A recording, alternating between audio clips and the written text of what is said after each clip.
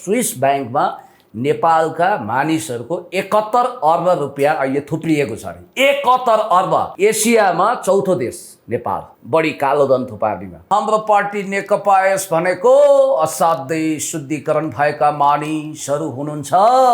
हाम्रो पार्टीमा घुसको दुर्गन्ध चल्यो भने हामी तुरुन्तै कारबाही गर्छौँ।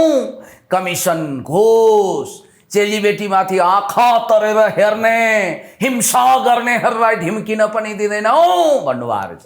अहिले ललिता निवासको नीतिगत निर्णयमा फर्स्ट हो कि भएन? जेनेभामा गएर अहिले उहाँले वक्तव्यबाजी गर्नुभएको छ। माधव कुमार नेपालज्यू, तपाईँ त्यही व्यक्ति होइन जसले आमाको क्रिया नगरेर राजाको दरबारबाट प्रधानमन्त्रीको अफर आउँछ कि भन्नुभयो। लक्ष्मण सिंह खड्कासँग कुम जोडेर प्रतिगमन आदि सचियो भनेर बिन्ती पत्र हाल्न जाने पनि तपाईँ नै हो। आज नैतिकताको दुहाई दिने भूमिगत कालमा झलनाथ खनालमा उहाँले संयुक्त रूपमा घडेरी लिनुभयो, याद गर्नु होला। अनि घडेरीमा उहाँहरूको विवाद आयो, त्यो कुरा छताछुत भयो, अदालतसम्म पनि पुग्यो। पछि माधव नेपालज्यूकै घडेरी कायम भयो। त्यत्रो ठुलो कम्पाउन्ड त छ नि त्यहाँ। आँखामा आँखा जुदाएँ। तपाईँले मलाई भनेको होइन, केपी शर्मा ओली विरुद्ध तपाईँ बम्बार्डिङ तरिकाले इन्टरभ्यू दिनुहोस्।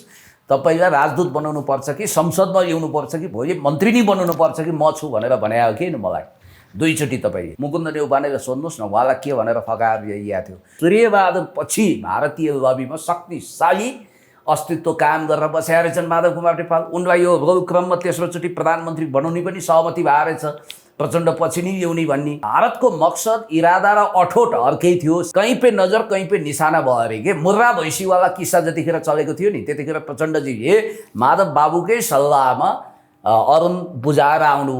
त्यसपछि उहाँ नेपाल आउँदा एउटा कुरा गरियो, किनभने भविष्यमा त कुनै न कुनै दिन त्यो ललिता निवासको फाइल खुल्थ्यो। धुलो जमेको फाइल न खोल्या हो, खोल्या मात्रै हो कि अनुसन्धान गरेको होइन। दुईजना पूर्व प्रधानमन्त्रीहरूलाई अनुसन्धानको दायरामा तान्न खोजेको होइन, गरेको के थियो भने चोख्याउन खोजेको, ताकि पछि आउने सरकारले केही गर्न नसकोस्। अब उता नक्कली भुटानी प्रकरणमा शेरबहादुर देउवाको श्रीमतीसँग केही नगर्ने, नचुने, नचलाउने भनेर सरकारले सेटिङ गर्ने, यता पनि त्यो छ। तर अहिलेको अवस्था के भयो भने खाउँ भने दिनभरिको शिकार, नखाउँ भने कान्छाबाबुको अनुवाद। प्रधान न्यायाधीश श्री विश्वम्भरज्यूको जुन ढङ्गको एउटा बोल्ड फैसला भयो, आदेश भयो, त्यसले धेरैको निद हराम गरिदियो। नीतिगत निर्णय गर्ने, नक्कली मही खडा गर्ने, नक्कली गुठी खडा गर्ने मुख्य नायिकाहरूमाथि अनुसन्धान सोझिने भयो। केही कर्मचारी, केही मजौला कतका नेताहरूलाई थुनेर अनि व्यापारीलाई थुनेर यो सरकारले कति न बहादुरी गरी भन्ने डङ्का पिटिरहेको थियो। अब प्रधानमन्त्री स्तरलाई बोलाउनै पर्यो। चित्रदेव जोशी, डम्बर श्रेष्ठ जस्ता व्यक्तिहरूलाई चाहिँ तुरुन्तै पक्राउ पर्ची जारी गर्ने, तुरुन्तै बयानमा बोलाउने सरकारको आदेश हो त्यो। अनि दुईजना पूर्व प्रधानमन्त्रीलाई त पक्राउ पर्ची त जारी भएको छैन नि त अहिलेसम्म। त्यहाँबाट तपाईँले बुझ्नुहोस् न, यो अनुसन्धानको हदम्याद 60 दिन कति छ, प्रहरीले त्योभित्र बयानबाजी गरेर सबैको गरेर फाइल पेश गर्नुपर्छ अरे। त्यो बिचको मिति गुजार्न उहाँ गएको भन्ने एउटा भनाइ छ। इन्टरपोलको रेड कर्नर नोटिस जारी नहुने देशमा गएर लुक्ने सम्भावना छ। अब उहाँ त भदौ 1 गतेको डेडलाइन दिनुभएको छ, त्यहाँ पनि फर्किने हो कि नफर्किने। माधव नेपाल फर्कियो भने पनि सारा कुरा मिलाएर फर्किने छन्। माधव कुमार नेपाललाई बचाउन भारतीयहरू नारायणदेखिको बल लगाउँछन्, तर बाबुरामलाई नबचाउन सक्छन्। बालटार जग्गा विस्तार प्रकरणमा बाबुराम भन्दा बढी दोषी माधव कुमार नेपाल हुनुहुन्छ।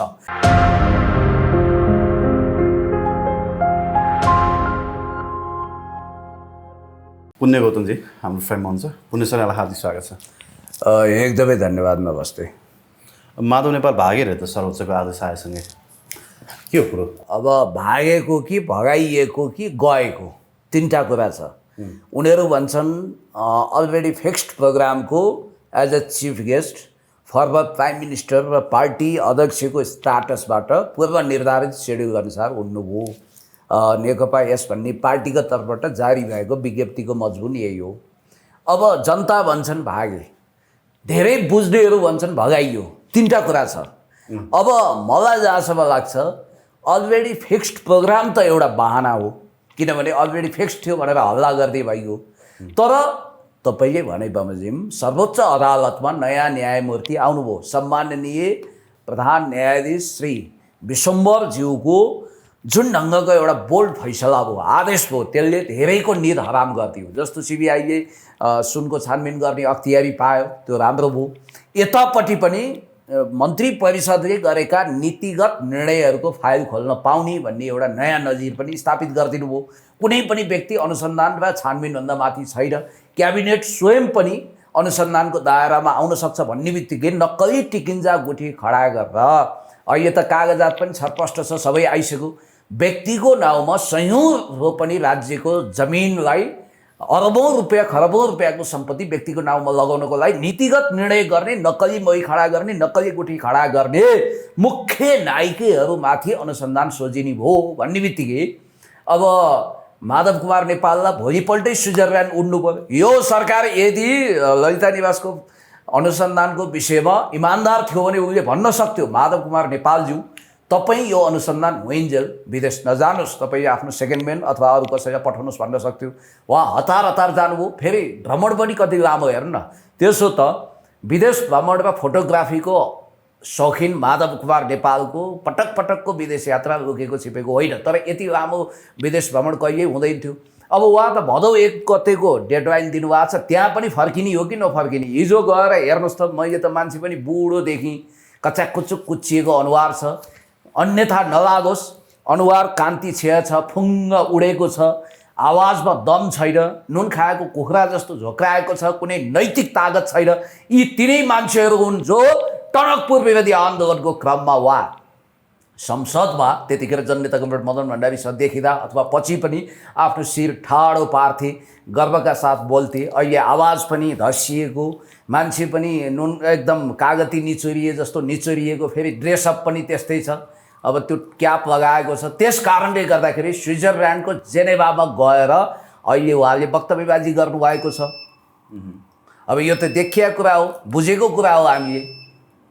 भनेपछि उहाँ भाग्नु भएकै हो। अब होइन भने त उहाँ 1 गते वा त्योभन्दा चाँडै फर्किनु पऱ्यो नि त, एउटा कुरो। तर मैले बुझेको पाएको सूचना अनुसार यो अनुसन्धानको हदम्याद 60 दिन कति छ, प्रहरीले त्योभित्र बयानबाजी गरेर सबैको उ गरेर फाइल पेस गर्नुपर्छ अरे। त्यो बिचको मिति गुजार्न उहाँ गएको भन्ने एउटा भनाइ छ। उहाँ ढिलो गरी आउनुहुन्छ, बेरामीको बाहना बनाउनुहुन्छ, केही गर्नुहुन्छ। फेरि मोदी पक्ष उहाँको लागि बहुत चिन्तातुर छ अरे। यो के भयो, हामीले फाइल खोल्न अर्को कारणले लगाएको। अब मलाई आज एकजना भारतमा राजदूत भइसकेको मान्छेले बिहान लामो टेलिफोन गरेर के भन्नु भने, पुण्यजी भारतको मकसद इरादा र अठोट अर्कै थियो, सिकारी कहीँ पे नजर कहीँ पे निशाना भयो अरे के। मुर्रा भैँसीवाला किस्सा जतिखेर चलेको थियो नि, त्यतिखेर प्रचण्डजीले माधव बाबुकै सल्लाहमा अरुण बुझाएर आउनु। त्यसपछि उहाँ नेपाल आउँदा एउटा कुरा गरियो, किनभने भविष्यमा त कुनै न कुनै दिन त्यो ललिता निवासको फाइल खुल्थ्यो। यो अगाडि पनि आफ्नै सरकार ढाल्ने, पार्टी फुटाउने हरकत गरेर उहाँले परमादेश फर्माएर शेरबहादुर किस्तीमा प्रधानमन्त्री बुझाएको माधव कुमार नेपालले। किनभने ललिता निवासको फाइल केपी शर्मा ओलीज्यूले खोल्दै हुनुहुन्थ्यो। अब ललिता निवासको फाइल यस मानेमा खोलिएको थियो यसपटक कि धुलो जमेको फाइल न खोल्या हो। खोल्या मात्रै हो के, अनुसन्धान गरेको होइन। 2 जना पूर्व प्रधानमन्त्रीहरूलाई अनुसन्धानको दायरामा तान्न खोजेको होइन, गरेको के थियो भने चोख्याउन खोजेको, ताकि पछि आउने सरकारले केही गर्न नसकोस्। धन्यवाद सर्वोच्च अदालत, सम्माननीय न्यायमूर्तिज्यू, उहाँले विशेष आदेश दिनुभयो र बाध्य भएर अनुसन्धान गर्नु पर्यो। अब प्रचण्डजी पनि अनुसन्धान गर्न चाहनुहुन्न, किनभने साँच्चै प्रचण्डले अनुसन्धान गर्थे भने त नेकपा एमाले रेडी छ। माधव कुमार नेपाल र शेरबहादुर मिलेर यो सरकार त एकैछिन ढालिदिइहाल्थे नि। अब उता नक्कली भुटानी प्रकरणमा शेरबहादुर देउवाको श्रीमतीसँग केही नगर्ने, नचुने, नचलाउने भनेर सरकारले सेटिङ गर्ने, यता पनि त्यो छ। तर अहिलेको अवस्था के भयो भने, खाउँ भने दिनभरिको शिकार, नखाउँ भने कान्छाबाबुको अनुहार। केही कर्मचारी, केही मजौला कदका नेताहरूलाई थुनेर अनि व्यापारीलाई थुनेर यो सरकारले कति न बहादुरी गरी भन्ने डङ्का पिटिरहेको थियो। अब प्रधानमन्त्री स्तरलाई बोलाउनै पर्यो। अब तपाईँ यिनीहरूको नियत बाङ्गो छ भन्ने कुरो त त्यहीँबाट पत्ता लगाउनु न। डेपुटी प्राइम मिनिस्टर भएको विजय कुमार गच्छेदार बिचरा डम्बर श्रेष्ठ, कुनै समय म मालेको पोलिट ब्युरो सदस्य थिएँ, उहाँले कुनै धन सम्पत्ति त्यस्तो जोडेको छैन। चित्रदेव जोशी, डम्बर श्रेष्ठ जस्ता व्यक्तिहरूलाई चाहिँ तुरुन्तै पक्राउ पर्ची जारी गर्ने, तुरुन्तै बयानमा बोलाउने सरकारको आदेश हो त्यो। अनि 2 जना पूर्व प्रधानमन्त्रीलाई त पक्राउ पर्ची त जारी भएको छैन नि त अहिलेसम्म। त्यहाँबाट तपाईँले बुझ्नुहोस् न, बरु यो मामिलामा सडक विस्तार गरेर केही नाम कमाएका, अहिले दरो आत्मबल पनि भएका डाक्टर बाबुराम भट्टराईको बरु दरो आत्मबलदेखि म त के सुन्दैछु भने, युवराज सर डाक्टर बाबुरामलाई विदेश जान चाह्यो भने पनि जान दिँदैनन्। किनभने माओवादीभित्रको एउटा गुटले डाक्टर बाबुराम भट्टराईलाई सम्भावित रूपमा अब स्पष्ट भन्दा नारायण काजीजीले doctor Baburam Bhattarai is very senior लाई वरिष्ठ उपाध्यक्ष वा सहअध्यक्षको रूपमा पार्टीमा भित्रिने वातावरण नबनोस् भनेर चाहनुहुन्छ। पर्सनालिटी क्लास पनि छ, इलेक्सन कन्स्टिट्युन्सी पनि सँगसँगै हो। त्यतिखेर नेकपामा बाबुराम भट्टराई नजानुको कारण नारायण काजी श्रेष्ठजी हो भनेर उहाँले गुनासो गरिरहनु भएको छ। अनि अर्को कुरो मैले तपाईँलाई बताउनै पर्छ कि प्रचण्डज्यू शीत प्रदेशको सर्प के इखालु बेखालु हुन्छ र त्यति इखालु हुनुहुन्छ। उहाँको पनि जनयुद्धकालीन राजनीतिक हिसाब किताब पर्सनालिटी क्लासको कुरा होला। मैले सुनेको त प्रधानमन्त्री स्तरमा कारबाही गरेँ भनेर बाबुरामलाई चाहिँ अहिले इन्डियनहरूसँग पनि उहाँको सम्बन्ध बिग्रिया बुझ्छु म बिजेपीसँग। त्यस कारण अहिले सुमधुर सम्बन्ध भएको वान एन्ड ओन्ली पर्सन त नभनौँ, त्यो नेकपा एस भन्ने पार्टीको पूर्व प्रधानमन्त्री माधव नेपालको चाहिँ मोदी प्यानल छ। यस्तो रहेछ हिमछिम, असाध्यै राम्रो। उहाँ त फ्रम द भेरी बिगिनिङ हामीले नबुझेका रहेछौँ, सूर्यबहादुर पछि भारतीय लबीमा शक्तिशाली अस्तित्व कायम गरेर बसेका रहेछन् माधव कुमार नेपाल। उनलाई यो रोल क्रममा तेस्रोचोटि प्रधानमन्त्री बनाउने पनि सहमति भए रहेछ, प्रचण्ड पछि नै ल्याउने भन्ने। र याद गर्नु होला, अचम्मको कुरो म तपाईँलाई सुनाउँदैछु कि माधव कुमार नेपाललाई बचाउन भारतीयहरू नारायणदेखिको बल लगाउँछन्, तर बाबुरामलाई नबचाउन सक्छन्। किनभने अहिले तपाईँले बुझ्नुपर्छ, यिनीहरूले बाबुराम भट्टराईसम्मलाई पक्रिने बोलाउने हतकडी लगाउने। माधवले चाहिँ टिकिन्जा गुठीको स्वीकृति दिएको होइन, मात्र बालुवाटार जग्गा विस्तार गरेको। अब नबिराउनु नडराउनु मैले के गल्ती गरेको छु र भनेर उहाँले झिनु स्वरमा त्यही कारण भनेको हो। र बाबुराम भट्टराई चाहिँ अहिले डटेर लागेका छन्। म तपाईँलाई भन्छु, यो बालुवाटार जग्गा विस्तार प्रकरणमा बाबुरामभन्दा बढी दोषी माधव कुमार नेपाल हुनुहुन्छ। यो तथ्य र प्रमाणले पुष्टि गर्छ। अब फेरि उहाँ माधव कुमार नेपालज्यू त्यही समयमा स्विजरल्यान्ड भिजिट गर्नुभएको छ, जतिखेर केही सनसनीखेज समाचार आएको छ। स्विस ब्याङ्कमा नेपालका मानिसहरूको 71 अर्ब रुपियाँ अहिले थुप्रिएको छ अरे। 71 अर्ब। कसले भने? एसियामा चौथो देश नेपाल, बढी कालो धन थुपार्नेमा। जस्तो भारत फर्स्ट हो, श्रीलङ्काभन्दा माथि छ। र याद गर्नु होला, अहिले एनआरएनहरूको लगानी पनि विवादमा पर्यो नि त। 20 वर्ष अगाडि निरीह फ्याङ्लो झोला लिएर युरोप अमेरिका जापान छिरेकाहरूसँग आज अरबौँको 10औँ अरबको कारोबार चलिरहेको छ। 4-5 अरबको त होटल किन्न सक्छन्। यहाँ के भनिन्छ भने चाहे भारतमा होस् चाहे नेपालमा होस्, रातारात अचानक धनी भएका यहाँका तस्कर व्यापारीहरू, यहाँका 2 नम्बरी धन्दाबाजहरू अथवा विदेशमा एनआरएनको कभर लगाएका, एनआरएन सबै त्यस्तो छैनन्, आफ्नो शुद्ध कमाइबाट धनी भएका छन्। तर अरबौँपति हुन चाहिँ गाह्रो छ अरे के विदेशमा, किनभने उनीहरूको त्यहाँ वैध कुनै कमाइ देखिँदैन। रातारात यहाँबाट पठाएको कालो धनलाई यिनीहरूले सेतो बनाएर फेरि नेपालको लगानी भित्र निकाम गरिरहेका छन्। र यस विषयमा छानबिन हुनुपर्छ। फेरि कालो धनको स्वर्ग मानिने स्विजरल्यान्ड, जसलाई टोनी हागनले भूगर्भविद टोनी हागनले स्विस भूगर्भविदले बेहुलीजी सजाएको नेपाल नेचुरल ब्युटी भन्नुभएको थियो। माधव कुमार नेपाललाई घुम्नै मन थियो भने मुक्तिनाथ जान सक्थे, कहाँ जान सक्थे। तर स्विजरल्यान्ड जस्तो देशमा ललिता निवासको पैसा थुपार्न गयो भनेर त मैले भन्नु भएन, किनभने मैले कारोबार गरेको देखेको छैन। ब्रिफकेस आदान प्रदान भयो भएन मलाई थाहा छैन, त्यो अख्तियारले छानबिन गर्ने कुरा हो, अदालतले फैसला दिने कुरा हो। तर हल्ला फैलाउनेको मुख तपाईँ टाल्न सक्नुहुन्न। अब माधव कुमार नेपाल इन्टरपोलको रेड कर्नर नोटिस जारी नहुने देशमा गएर लुक्ने सम्भावना छ पनि भनिरहेका छन् मान्छेले। नम्बर 1 के अरे यता नर्थ कोरिया पो जाँदैछन् भन्ने सुनेको छु। त्यहाँ गयो भने त अब कसले सम्हाल्नु। अब नर्थ कोरियाको मित्र रे उहाँ, DPRK Korea, democratic people's republic of Korea. North कोरियाको र उसको वार्ता गराइदिए भन्नुभएको छ त।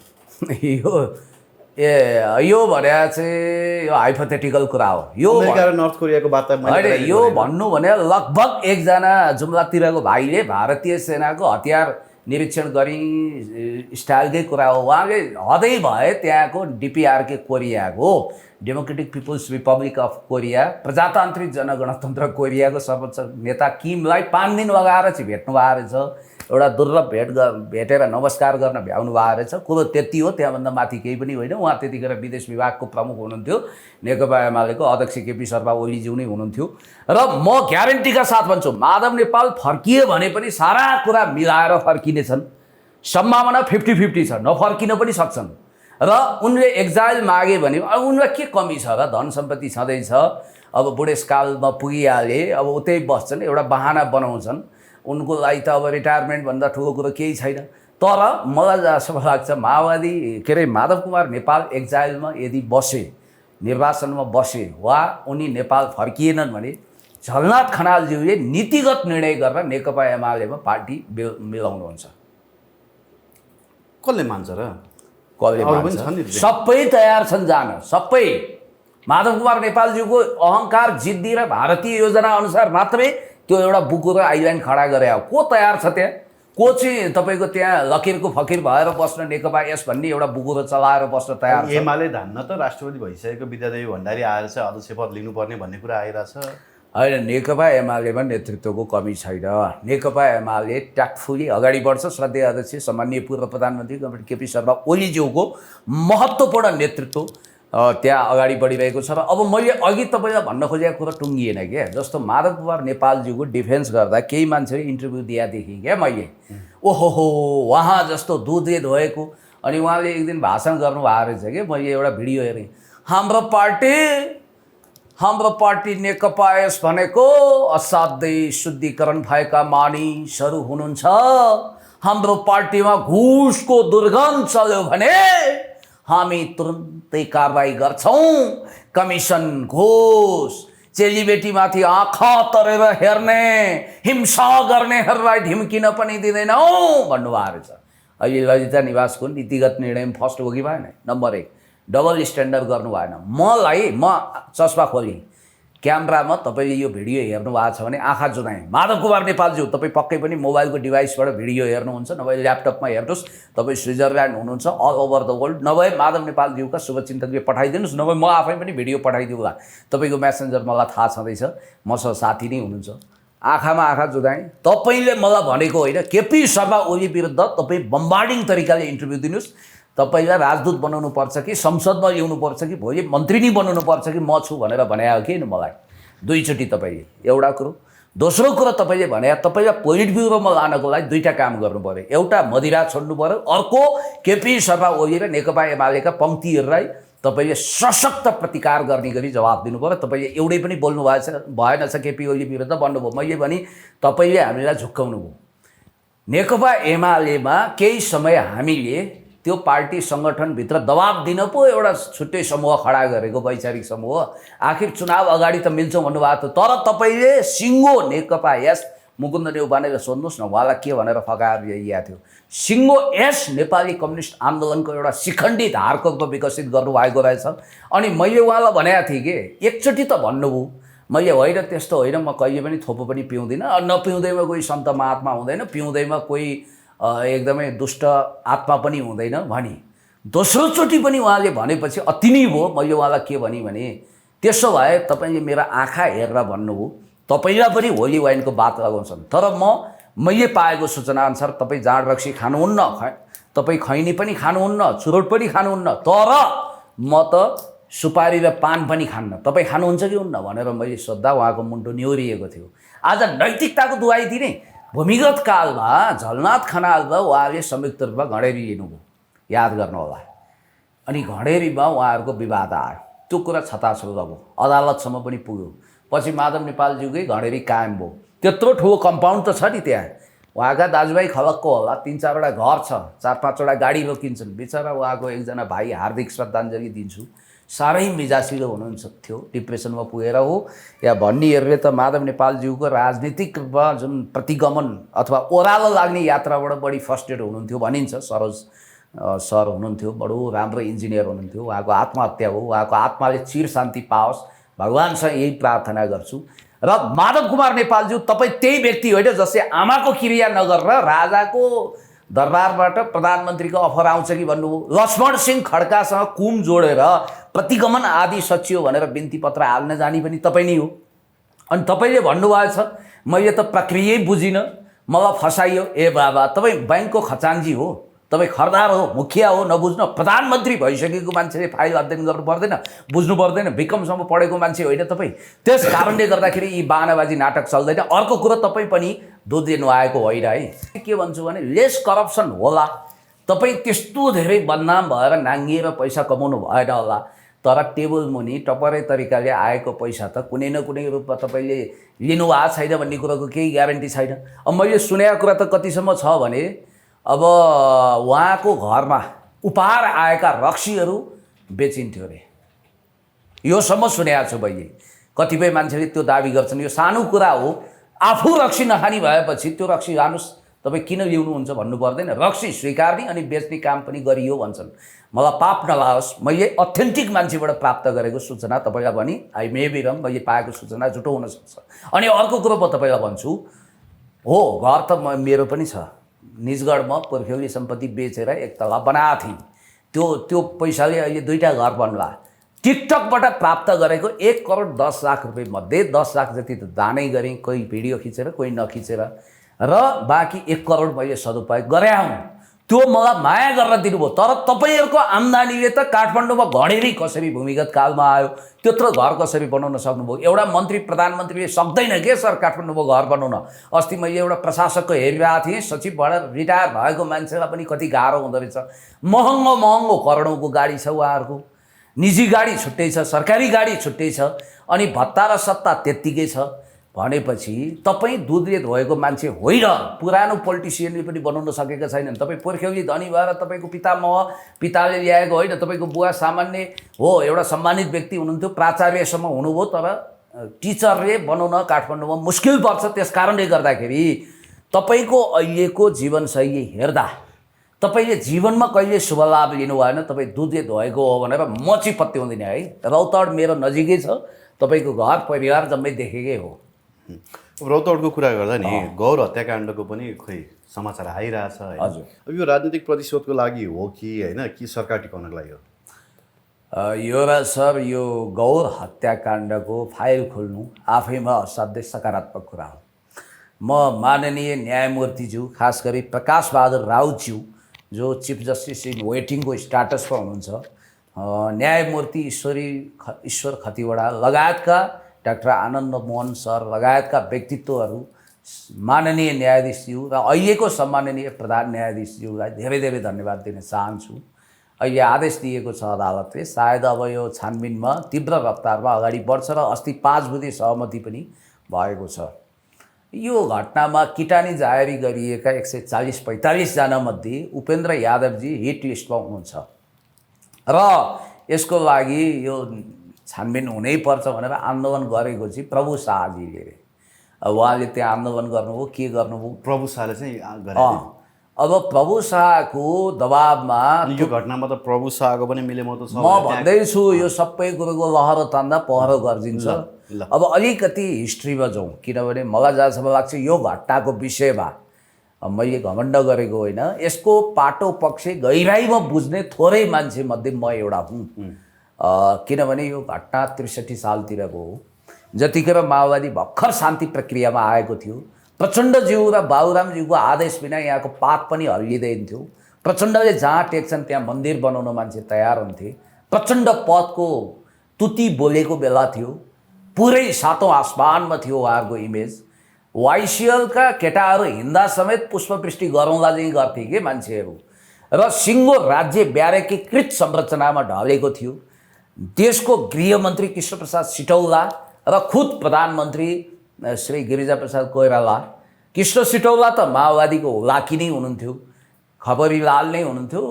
अब यतापट्टि अहिले शेखर कोइरालाले ठुला कुरा गर्नुहुन्छ, उहाँ पनि, अनि यो अर्को के सिंह भन्ने एकजना छ, ऊ पनि माओवादीको निम्ति खबरीलालको काम गरिरहेका थिए, अहिले ठुला कुरा गर्छन्। र त्यतिखेर माओवादीको अगाडि सबै राज्यका संयन्त्र निरीह थिए, कर्मचारी प्रशासन त थर्र थियो। माओवादीले जस्ता पनि काम गर्न सक्थ्यो, एक फोन माओवादीको गएपछि सिद्धियो। व्यापारीहरू पुरै शिर निहुराएका थिए, बोल्नै सक्दैन थिए। अनि यहाँका प्रशासकहरूको कुरै छोडौँ, राजावादीहरू सातपत्रे दुलाबा थिए। ठुला भनिएका दलहरूको पनि आत्मबल थिएन। केपी शर्मा ओलीज्यू चाहिँ त्यो जुन ढङ्गको रातो आतङ्क भनेर प्रचार गरिन्थ्यो त्यसको डटेर प्रतिकार गर्नुहुन्थ्यो, उहाँलाई झन्डै सिद्ध्याएनन्। त्यही बेलामा उहाँले काठमाडौँमा रिसाएको बिरालोले रोल्पामा गएर खामो चिथर्छ, एक माना दुध भुलुक्क उम्लिएर पोखिने बेला हो भनेर उहाँले भन्नुहुन्थ्यो। त्यतिखेर 2 जना व्यक्ति, एकजना प्रधान सेनापति कटवाल, एकजना केपी शर्मा ओलीज्यू बाहेक सबैको शिर लत्रिएको अवस्था थियो। माओवादी पुरा तयारीका साथ सबभन्दा ठुलो जनसङ्ख्याको हिस्सा रहेको मधेस क्षेत्रमा छिर्यो, तराईमा। त्यो छिर्दाखेरि भारतले त्यसलाई आफ्नो सेक्युरिटी थ्रेट र पोलिटिकल थ्रेटको रूपमा बुझेछ। किनभने त्यतिखेरको प्रचण्ड सुरुङ युद्धको झाँसा दिएर आएका प्रचण्ड थिए, लोकी दरबारीहरूसँग डिनर पनि खाने प्रचण्ड थिए र सारा मण्डलीहरूको नवगणतन्त्रवादी स्वरूप पनि देखिएको थियो त्यतिखेर। र त्यो चुनौतीलाई मधेसमा सामना गर्न सक्ने पात्र भेटिएन। अब बिचरा यो सद्भावनाका मान्छेहरू त निरीह थिए, केही गर्नै सक्दैन थिए। को त बलियो पात्र भन्दा आफूलाई मन नपर्ने, आफूले कहिल्यै मन नपराएको र बेनिफिट अफ डाउटमा राखेको, अहिले त ब्ल्याकलिस्टमै राखेको छ, त्यस्तो मान्छे जसको प्रचण्डसँग चरम शत्रुता छ, त्यो मान्छे खोजी गर्दै जाँदा त्यो खोजी उपेन्द्र यादवमा टुङ्गियो, जो अलिक मास लिडर हुने क्षमता पनि राख्दथे। र त्यो बेलामा फोरमलाई शक्तिशाली बनाउने निर्णय भारतले लियो, उपेन्द्र यादव मन पराएर होइन। अनि उपेन्द्र यादवलाई कठपुतली बनाएर हेर्दा फोरमको अध्यक्ष, तर सारा गतिविधि इन्डियन कमान्ड कन्ट्रोलमा हुन्थ्यो। र त्यो मधेसी जनअधिकार फोरम जो माओवादीमा विलय भएको थियो त्यसलाई उपेन्द्रले पुनः बिउताए। त्यो भारतीय योजनामा उपेन्द्रलाई थाहै नदिइकन धेरै कामहरू हुन थाल्यो र त्यही सिलसिलामा मधेसमा माओवादीलाई दोहोरो पाठ सिकाउने भनेर पटना र दिल्लीमा योजना बनेको कुरा हामीलाई जानकारीमा आयो। त्यतिखेर भयो के भने अब एउटा कुनै घातक किसिमको ब्लडसेड नगरिकन माओवादीलाई त्यहाँबाट भगाउन सकिँदैन। मधेसबाट माओवादीलाई नभगाए भारतको खैरियत छैन भन्ने बुझ्यो। अहिले पो प्रचण्ड भनेको अरुण थड बुझाएको, मुर्रा भैँसीवाला किस्सामा लत्रिएको भारतीय लाइनको लबीको व्यक्ति हो। पहिला पनि हो फेरि, तर त्यो अब उही सुरुङ युद्ध आदि इत्यादि भन्दा अगाडि त नोएडामा बसेर दाल भात डुकु खाएर उनीहरूकै लागि काम गरेका मान्छे रहेछन् यिनी।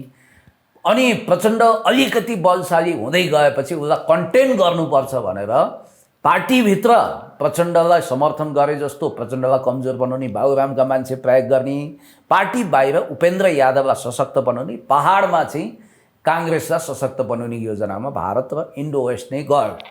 त्यसपछि एकदम रहस्यमय कुरा के छ भने त्यतिखेर भोजपुरा ब्युरो इन्चार्ज हरिभक्त कणेलजी हुनुहुन्थ्यो र हरिभक्तजीको चाहना विपरीत मधेसमा अब सायद प्रदेश अध्यक्ष यो बलदेव भनिने खनालजी हुनुहुन्थ्यो होला, चन्द्रप्रकाश खनालजी, पछि कृषि मन्त्री हुनुभयो। उहाँहरूको केही दाल गल्दैन थियो, सबै हालिमुहाली प्रभु शाहको थियो। अनि मधेसी जनअधिकार फोरमले कार्यक्रम अलरेडी तय गरेको थियो। अनि यताबाट माओवादीका नेताले प्रभुजी त्यसरी नगरौँ न, कार्यक्रम किन जोगाउनु भन्दा होइन, हाम्रो शक्ति देखाउनुपर्छ, हाम्रो तागत देखाउनुपर्छ, हाम्रो वाइसिएल के कम, हाम्रा साथीहरू के कम भनेर प्रभु शाहले लेडेडिपी गर्न थाले। फलस्वरूप प्रभु शाह त बचे नि, नेतृत्व त सेफ साइडमा थियो। त्यहाँ जति पनि कार्यकर्ताहरू छन् त्यसपछि योजनाबद्ध तरिकाले भारत र नेपालका अपराधीहरूको साँठगाँठ गरेर त्यहाँ मानव बलि चढाउन सुरु गरियो। बिचरा मैले चिनेकै आङझिरिङ्ग हुन्छ, सम्झिँदा पनि त्यसै पीडा हुन्छ, हृदय भक्कानु फुटेर आउँछ। सी आकारमा घेरा हालेर मिलिटेन्ट फौजले भाला, वर्षा, कुँडा, हात हतियार, बन्दुक चलाउन थाले र घेरा हाल्दै कतिको स्तन काटेर। 3 जना मैले चिनेको, एकजना बहिनीलाई त यिनीहरूले देवकोटा समथिङ के देवकोटा बहिनी हो, एकजना भाइलाई त मैले जनयुद्धमा हिँडाएको थिएँ त्यतिखेर, बेचारा बिते। श्रद्धाञ्जली छ सबैलाई। स्तन काटेर पहिला बलात्कार गरे, स्तन काटे, जलाउन खोज्दा बरु मलाई विवाह गर्नुहोस्, हामीलाई केही नगर्नुहोस् भन्दा राक्षसी तरिकाले क्रूर, एक हिसाबले भन्नुपर्दा विलियम शेक्सपियरको नाटक मर्चेन्ट अफ भेनिसको पात्र साइरक भन्दा पनि खुङ्खार खालका रक्तपिपासुहरूले रगतको होली खेले, ब्लड सेड गरे र त्यो रक्तरञ्जित परिवेश सृजना गरियो, रक्त भेल बगाइयो। त्यसरी सोलेको गब्बर सिंहले के आतंक मचाएर रामगढमा त्योभन्दा भयानक किसिमको काण्डहर बेर्साउने खालको घटना घट्यो। र मलाई आज पनि सम्झना छ युवराज सर, मलाई यो घटनाले भावुक पनि बनाउँछ। म त्यतिखेर बागलुङमा थिएँ, देवेन्द्र पौडेलजी भर्खर भोजपुरा ब्युरो बनाएको थियो, त्यसको इन्चार्जबाट सरुवा भएर उहाँ यतापट्टि बागलुङ क्षेत्रको जिम्मेवारी लिनुभएको थियो। एकजना बहिनीले फोन गरिन् देवेन्द्र पौडेललाई, मैले ह्यान्ड्स फ्रीबाटै सुनेँ। रुँदै फोन गरिन्, दाइ हामी त बल्ल बल्ल बल्ल बाँचेर यहाँ कता जङ्गलभन्दा यता आछौँ, माथि चुरेमा छौँ। आज त उनले त्यतिखेर भनेको चाहिँ 100 जना भनेका थिइन्, अब बिचरा पछि सङ्ख्या 30 जना जति, 27-30 जना। त्यहाँ त बेपत्ता बनाए अझ धेरै छन् होइन, त्यो सबैको तथ्याङ्क आएको छैन। मारे दाई मारे यसरी काटे साथीहरूका रगतको खोलो बग्यो भन्दा देवेन्द्र पौडेल जस्तो मान्छे जो भावुक हुन जान्नुहुन्न, पछि शिक्षा मन्त्री हुनुभयो, सुनिल भनिन्थ्यो, उहाँको फोन खतराकै खस्यो हातबाट। त्यो दिन हामीले केही पनि खाएनौँ। 3 दिनको कार्यक्रम स्थगित गरेर देवेन्द्र पौडेलजी अनि नयाँ पत्रिकाको हाम्रो परशुराम काफ्लेजी पनि हुनुहुन्थ्यो, हामी 3 जना त्यहाँबाट यहाँ आयौँ र सिधै खुल्ला मञ्चमा जाँदा 26-27वटा लासलाई फुल चढाउने कार्यक्रम हुन्छ। प्रचण्ड बाबुराम पनि खैरो रङको सुट लगाएर आउनुभयो, त्यहाँ फुल चढाइयो। र पछि मैले हरिभक्त कणेलजी मेरो पारिवारिक नाताको मान्छे, त्यो प्रतिवेदन पनि पढाएको छु भने मैले, त्यो बाहिर ल्याउनै दिएनन् कि यिनीहरूले। जुन बलदेव आयोग बन्यो त्यसले सिधा प्रभु शाहको पनि भूमिका छ भनेर किटिया छ, त्यहाँ याद गर्नु होला।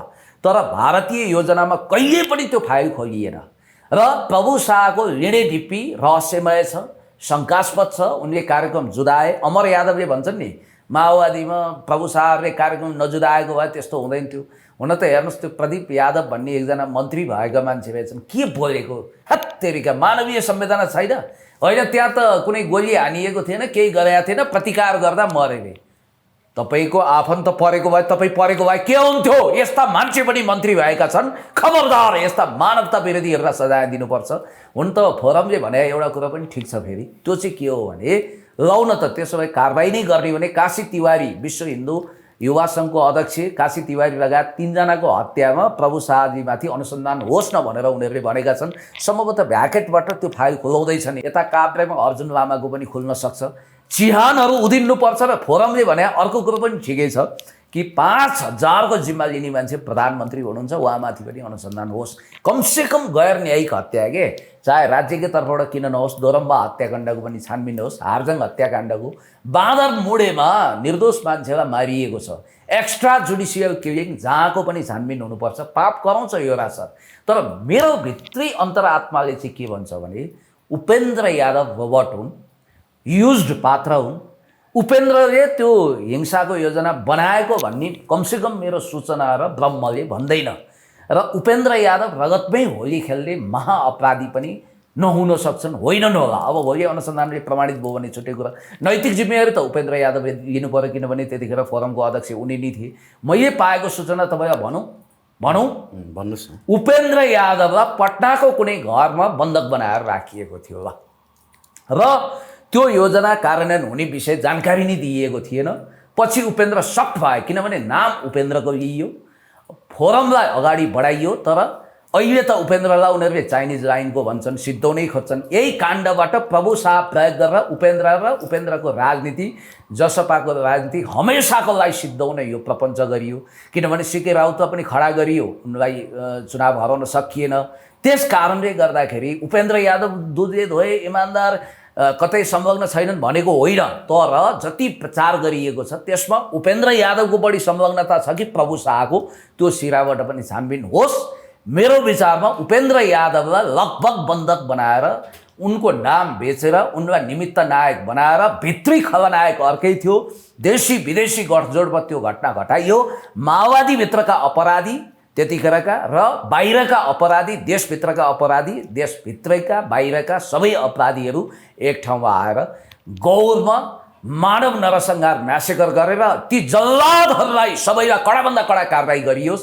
140 जनाको किटानी जाहेरी छ। र उपेन्द्र यादवको सवालमा म चाहिँ के भन्छु भने, उहाँमाथि एक खालको छुट्टै अध्ययन गरियोस्।